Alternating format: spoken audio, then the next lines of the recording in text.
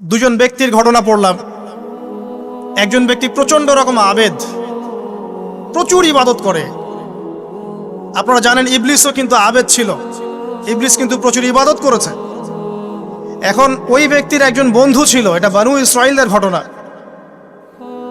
তো সেই বন্ধু পাপী ছিল, বিভিন্ন কবিরা গুনাহ করত। আর এই আবেদ ব্যক্তি বারবার তাকে নসিহত করত, গোনা ছেড়ে দাও, তুমি পাপ করছো, গোনা ছেড়ে দাও। তখন সেই ব্যক্তি যে পাপ করছে সে বলতো যে আল্লাহ কি তোমাকে আমার রক্ষক বানিয়েছেন? আল্লাহ কি তোমাকে আমার উপর দারোগা বানিয়েছেন? আমাকে আল্লাহর হাতে ছেড়ে দাও, আমাকে নসিহত করতে শোনা। একদিন এই আবেদ ব্যক্তি তার বন্ধুকে একটা জঘন্য পাপ করতে দেখলো, এমন একটা পাপ যেটা দেখে তার মনে ধারণা আসলো এটা চরম জঘন্য একটা কাজ। তখন সে মুখ ফসকে বলে ফেললো যে আল্লাহ তোকে আর মাফ করবে না, আল্লাহ তোকে জান্নাত দিবে না। আল্লাহ রাব্বুল আলামিন মালাকুল মউতকে এই দুজনের কাছে পাঠালেন, দুজনের রূহকে কবজ করা হলো।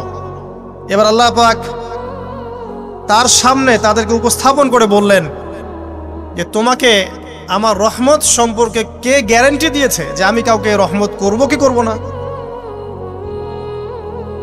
যাও, আমি তোমাকে জাহান্নামে পাঠালাম, ওই ব্যক্তি যে আমার রহমত প্রত্যাশা করেছে আমি তাকে জান্নাত দিয়ে দিলাম। দেখুন, এই হাদিসটা শুনলে মনে হয় বাহ্যিক হয়তোবা মুখের একটা কথার কারণেই সে জাহান্নামে চলে গেল। আসলে বিষয়টা এমন নয়। বিষয়টা আমি আপনাকে বোঝাচ্ছি। বিষয়টা হচ্ছে ইবলিসের মতো। ইবলিস কিন্তু শুধু মন থেকেই বলেনি যে খলাকতানি মিন নার ওয়া খলাকতাহু মিন তিন, আমি কেন তাকে সেজদা করব আদমকে? আদম তো মাটির তৈরি আর আমি তো আগুনের তৈরি। এটা ইবলিসের শুধু মৌখিক স্টেটমেন্ট ছিল না, কারণ কি ছিল? আবা ওয়াস্তাকবার, সে উদ্ধত হয়েছিল, অহংকার প্রদর্শন করেছিল। ভিতর থেকে ইন্টারনালি সে অহংকারী ছিল, সে আন্ডার এস্টিমেট করে কথাটা বলেছে, শুধু মৌখিকভাবে বলে নাই। কিন্তু ঠিক এই ব্যক্তির ঘটনা এমনই, সে মন থেকে অহংকারী হয়ে উঠেছিল, যদিও বা সে আবেদ ছিল। এখানে আমরা যারা প্র্যাকটিসিং মুসলিম হওয়ার চেষ্টা করছি, আমাদের জন্য এখানে নিদর্শন আছে। অচত নামাজ পড়েই ভেবে বসবেন না যে অনেক কিছু করে ফেলছি, এক চিল্লা দিয়ে মনে করে ফেলবেন না যে দিনের জন্য অনেক কিছু করে ফেলছি। একটা হজ করেছেন, ওমরা করেছেন, সিয়াম রেখেছেন, দিনের জন্য দান সদকা করেছেন, একটা মাদ্রাসা মসজিদ করেছেন, ভেবে বসবেন না আপনি সব অনেক কিছু করে ফেলেছেন এবং অন্যরা সব ককরোচ তেলাপোকা, ওরা জাহান্নামে যাবে, এমনটা মনে করবেন। জানি না আমরা যে কার আমলের কতটুকু আল্লাহর কাছে কবুল হচ্ছে। তো এখানে এই ব্যক্তির সমস্যা ছিল এই, সে নিজের আমলটাকে অনেক ভারী মনে করছিল এবং সে স্টেটমেন্ট দিয়ে ফেললো যে তোকে আল্লাহ পাক মাফ করবে না। এই একটা কথা মন থেকে বলার কারণে তার ইহকাল পরকাল দুটা বরবাদ হয়ে গেল, সে জাহান্নামে চলে গেল। ঠিক আরেক ব্যক্তির ঘটনা আছে এমন, এগুলো সবগুলো রেফারেন্স আছে। এক ব্যক্তি প্রচুর ইবাদত করত, আল্লাহ পাক তার ইবাদত করার জন্যে পাহাড়ের চূড়ায় একটা সুন্দর ব্যবস্থাও করে দিয়েছিলেন। সেখানে ডালিম গাছ হতো, ঝর্ণা আসতো, খাবারের কোনো অভাব নাই। হাদিস এসেছে 500 বছর সে ইবাদত করেছে। কত বছর? কিয়ামতের মাঠে এই ব্যক্তির অবস্থা এমন হবে, তাকে জান্নাতে প্রবেশ করানোর জন্য নিয়ে যেতে বলা হবে যাও আমার রহমতে জান্নাতে চলে যাও। আল্লাহ পাক তাকে কথাটা বলবেন, কিন্তু এই ব্যক্তি বলবে আমার আমলের কারণে আল্লাহ পাক বলবেন আমার রহমতে জান্নাতে চলে যাও। ব্যক্তি বলবে আমার আমলের কারণে।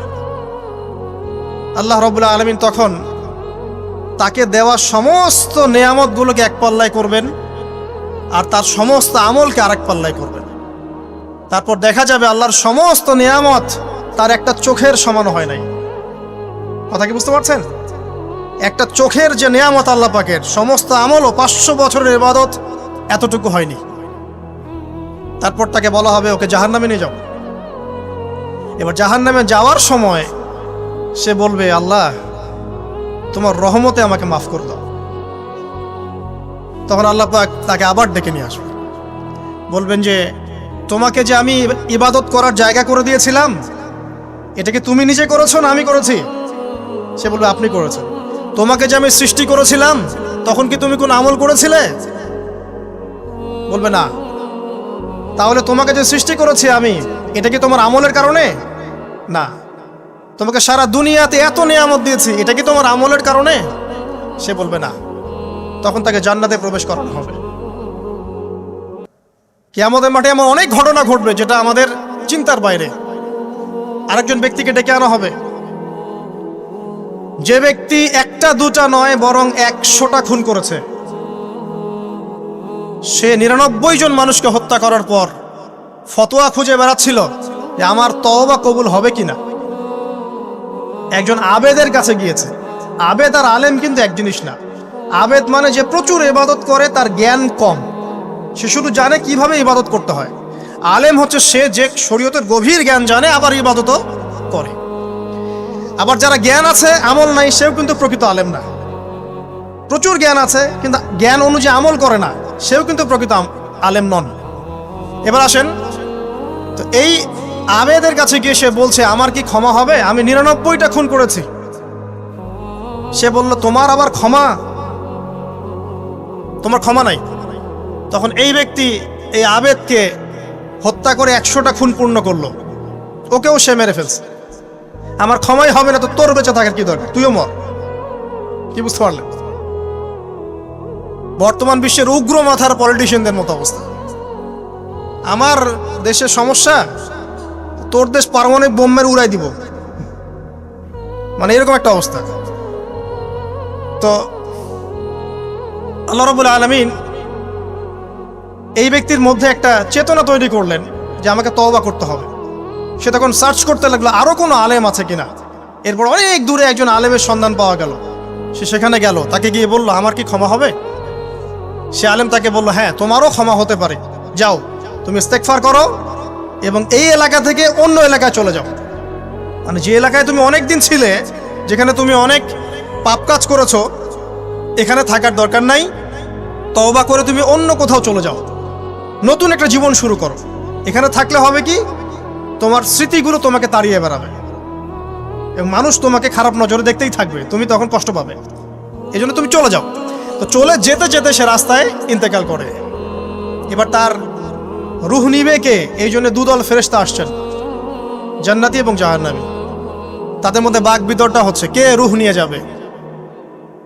তো জাহান্নামের ফেরেশতারা বলছেন সে এতগুলো খুন করেছে, তার রূহটা আমরা নিব। আর জান্নাতি ফেরেশতারা বলছেন না, সে তওবা করতে এসেছিল, অতএব সে আল্লাহর অভিমুখী হয়েছে, তার রূহটা আমরা নিব। আল্লাহ পাক এখানে একটা কৌশল করলেন। আল্লাহ পাক ফেরেশতাদেরকে বললেন তোমরা রাস্তাটাকে পরিমাপ করে দেখো, যেদিকে যাচ্ছিল তার পরিমাপ বেশি নাকি যেখান থেকে এসেছে ওর পরিমাণ বেশি। আল্লাহ পাক জমিনকে আদেশ করলেন হে জমিন তুমি প্রশস্ত হয়ে যাও। এবার পরিমাপ করে দেখা গেল সে তওবার দিকে আসছিল, এর পরিমাণটা বেশি। এই একটা কাজের ওসিলা আল্লাহ পাক তাকে মাফ করে দিলেন। মনে রাখবেন এটা মৌখিক বিষয় ছিল না, সে মন থেকে ভিতর থেকে কিন্তু সে আল্লাহর প্রতি অনুগত হয়েছিল। এই মনের বিষয়টা আল্লাহ ছাড়া কেউ জানে না। আপনি দেখতে পারেন সমাজে অনেকে দাড়ি টুপি পাগড়ি জুব্বা সব লাগিয়ে ঘুরছে, তো বিশ্বাস করেন তাদের মনটা এমনও হতে পারে যে জানোয়ারের চেয়েও কুৎসিত, এমনও হতে পারে। আবার আপনি দেখবেন সমাজে এমন অনেক মানুষ ঘুরছে যারা হয়তো অনেক পাপে লিপ্ত মনে হচ্ছে, কিন্তু মনের মধ্যে সততা আছে। আর যার মনের মধ্যে সততা আছে আল্লাহ পাক কোনো না কোনো দিন ইনশাআল্লাহ তাকে হেদায়েত দিবে। এটা আমরা আমাদের অভিজ্ঞতা থেকেও দেখেছি। এমন অনেক মানুষকে আমরা দেখেছি যে ড্রাগ অ্যাডিক্টেড ছিল, মিউজিক করেছে, হারাম সম্পর্কের মধ্যে ছিল, নামাজ ঠিক মতো পড়ে নাই, কিন্তু যখনই আল্লাহর কথা আলোচনা হতো দেখতাম সে খুবই শান্তভাবে মন থেকে কথা শুনছে। এই কথা শুনতে শুনতে শুনতে একদিন মাশাআল্লাহ এখন দেখবেন যে চিল্লা দিয়ে বেড়াচ্ছে বিভিন্ন মসজিদে। আল্লাহ হেদায়েত দিয়েছে, সব ছেড়ে দিয়েছে। এরকম মানুষের অভাব নাই কিন্তু সমাজে। তো এখানে আল্লাহ পাকের রহমত বা দয়ার একটা উজ্জ্বল দৃষ্টান্ত দেখতে পারবেন। ঠিক এরকম আরো একটা ঘটনা আছে বনু ইসরাইলের।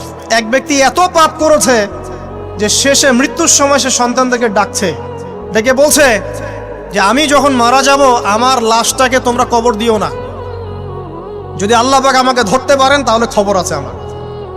কি করতে হবে? সে বলছে যে আমার দেহটাকে তোমরা পুড়িয়ে ফেলবে এবং পুড়িয়ে ফেলার পরে ছাইগুলোকে একত্রিত করবা, করে অর্ধেক ছাই সমুদ্রে ভাসিয়ে দিবা, অর্ধেক ছাই বাতাসে উড়িয়ে দিবা। সন্তানরা তাই করলো মৃত্যুর পর। আল্লাহ পাক এই সমুদ্র এবং জমিনকে বাতাসকে আদেশ করলেন যে তোমরা ছাই জড়ো করে দাও। আর মানুষ আর জিন আল্লাহর কথা না শুনলেও এই প্রকৃতি আল্লাহ পাকের কথা শোনে। বিজ্ঞান বলে প্রকৃতি থেকে সব হচ্ছে। কি প্রকৃতি? প্রকৃতি কি, কাকে বলে? মানুষকে আল্লাহর ইবাদতকে বাদ দিয়ে প্রকৃতি পূজায় নিয়ে গেছে।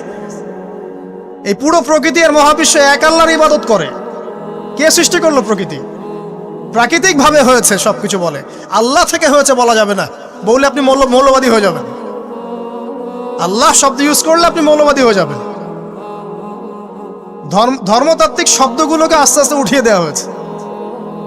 দেখবেন যুক্তি, বিজ্ঞান, দার্শনিক শব্দগুলোকে আনা হয়েছে। এটাও টেকনিক্যালি করা হয়েছে। কোন সেকুলার মিডিয়াতে আপনি দেখবেন না ইনশাআল্লাহ বলছে। ইনশাআল্লাহ প্রমাণ করবে যে আপনি আস্তিক না নাস্তিক। তো প্রকৃতিকে আল্লাহ পাক আদেশ করলেন, এই সমুদ্র ছাই জড়ো করো, এই বাতাস ছাই জড়ো করো। তারা ছাই জড়ো করে দিল। এই ব্যক্তিকে বলা হচ্ছে তুমি জীবিত করে, আল্লাহ পাক বলছেন তুমি যে এই কাজটা করেছিলে, লিমা ফাআলতা হাদা, তুমি এই কাজটা কেন করেছো? তখন এই ব্যক্তি উত্তর দিচ্ছে, মিন খাশিয়াতিকা ইয়া রাব্বি ওয়া আনতা আ'লাম। হে আল্লাহ, আমি আমার বুঝে যা এসেছে আপনার ভয়েই আমি এই কাজটা করেছি। আর আপনি খুব ভালো করেই জানেন যে আমি আপনার ভয়ে করেছি নাকি অন্য কোনো কারণে করেছি। মানে আপনি আমার মনের কথা জানেন। আল্লাহ পাক তাকে মাফ করে দিলেন। আপনাদেরকে আমি সেই ব্যভিচারী মহিলার কথাও মনে করাই। ওই মহিলা, যে ব্যক্তি একজন যৌনকর্মী ছিল, বা যেটা আমরা বলি ব্যভিচারিণী মহিলা ছিল, একটা কুকুরকে দেখেছে সে পানি পান করার জন্য তৃষ্ণার্ত। সে এটাতে মায়া করে, দয়া করে তার মোজাটাকে নামিয়ে এই কূপ থেকে পানি উঠিয়ে কুকুরকে পান করিয়েছে। এই একটা কাজের বদৌলতে আল্লাহ রাব্বুল আলামিন এই ব্যভিচারী মহিলাকে মাফ করে জান্নাত দিয়ে দিয়েছে। হাদিসে এটাও এসেছে, নবী সাল্লাল্লাহু আলাইহি ওয়াসাল্লাম বলেছেন, ইরহামু মান ফিল আরদ, তোমরা সবাই জমিনবাসীর প্রতি রহম করো। জমিনে মুসলিমই থাকতে হবে, তাদের প্রতি রহম করতে হবে এমন নয়, জমিনবাসী যারাই আছে সবার প্রতি রহম করো, জাতি, ধর্ম, বর্ণ নির্বিশেষে। এমনকি পশু পাখির প্রতিও দয়া করো। ইরহামু মান ফিল আরদ, জমিনে যারা আছে সবার প্রতি রহম করো। ইয়ারহামুকুম মান ফিস সামা, যিনি আসমানে আছেন তিনি তোমাদের প্রতি রহম করবে ইনশাআল্লাহ। ইসলাম এই কথাগুলো বলেছে 1400 বছর আগে। আজকের এই বিশ্বের সোকল্ড এই মডার্ন বিশ্বে, যেখানে মানুষের রক্তের কোনো দাম নাই, সেখানে ইসলাম পশু পাখির অধিকার নিয়ে কথা বলেছে 1400 বছর আগে। কাদেরকে কি শিখাতে আসেন? কোরআন এবং সুন্নাহর বাইরে অভ্রান্ত সত্যের কোনো উৎস আছে? এখানে যা আছে তাই চূড়ান্ত। মানতে চাইলে মানেন, না মানতে চাইলে জাহান্নামে যান। কেউ তো বাধ্য করছে না। লাকুম দীনুকুম ওয়ালিয়া দিন। আল্লাহ পাকের রহমত দেখেন। আরেকটা ঘটনা আছে এমন, একটা বিড়ালকে বেঁধে রেখেছিল এক মহিলা, খাবার দেয় নাই, কষ্ট দিয়েছে। একটা বিড়ালকে খাবার না দিয়ে কষ্ট দেওয়ার কারণে এই মহিলাকে আল্লাহ পাক জাহান্নামে পাঠিয়েছে। এরকম কত ঘটনা আছে। এই ঘটনাগুলো হাদিসের পাতায় বর্ণিত আছে। কোরআনে কি বলছে দেখুন। কোরআনের আমি কয়েকটা পয়েন্ট আপনাদেরকে খালি বলছি। এটা নিয়ে আমি সকালে ভাবছিলাম। আল্লাহ পাক আদম আলাইহিস সালামকে সৃষ্টি করেছেন আমরা সবাই জানি, কিন্তু আল্লাহ পাক সূরা সাদের মধ্যে বলছেন ইবলিসকে, হে ইবলিস, তোমাকে কিসে বারণ করলো আদমকে সেজদা করতে, যে আদমকে আমি নিজের হাত দিয়ে সৃষ্টি করেছি। আল্লাহ রাব্বুল আলামিন যে আমাদেরকে এত যত্ন করে ভালোবেসে সৃষ্টি করেছেন, এটা কি আল্লাহ পাকের দয়ার নিদর্শন নয়? মহাবিশ্বের অন্য কোনো মাখলুক সৃষ্টির ব্যাপারে আল্লাহ পাক বলেন নাই খলাকতু বিয়াদাই, আমি নিজ হাতে তাকে সৃষ্টি করেছি। শুধু সৃষ্টি নয়, সৃষ্টি করার পর আল্লাহ পাক তাকে সমস্ত নাম শিক্ষা দিয়েছেন। এই যে জ্ঞান শিক্ষা দেওয়া, জ্ঞান, এটা আল্লাহ পাকের সবচেয়ে বড় নিদর্শনগুলোর মধ্যে অন্যতম। এবং আল্লাহ পাকের সবচেয়ে বড় দয়া, আমার মত এটা, মানব জাতির উপরে আল্লাহ পাকের সবচেয়ে বড় দয়াটা হচ্ছে কি জানেন? আল্লাহ পাক আমাদেরকে জ্ঞান শিক্ষা দিয়েছেন, ওহী নাজিল করেছেন। এটা সব কিছুর ঊর্ধ্বে। কারণ আপনি তওবা করবেন, জ্ঞান লাগবে। নামাজ পড়বেন, জ্ঞান লাগবে। রোজা রাখবেন, জ্ঞান লাগবে। যাকাত দিবেন, ইলম লাগবে। আপনি দিনের যে কোনো আমল করেন, ইলম লাগবে। জান্নাত জাহান্নামের পথ খুঁজে পেতে হলে ইলম লাগবে। দেশ চালাবেন, ইলম লাগবে। অর্থনীতি চালাবেন, ইলম লাগবে। ইলম ছাড়া কিছু নাই, ইলমের উপরে কিচ্ছু নাই। এই ইলমটা আল্লাহ পাক কাকে শিক্ষা দিয়েছেন? আদম আলাইহিস সালামকে। আমরা তো শিখেছি সমাজবিজ্ঞান বইগুলোতে যে আমাদের পূর্বপুরুষরা নাকি গুহায় থাকতো আর গাছের ছাল পাতা খেয়ে থাকতো, তাই না? লতা পাতা খেয়ে থাকতো, গাছের ছাল পাতা খেয়ে থাকতো, পোশাক পরতো আর কি। বোগাস, ডাহা মিথ্যা কথা।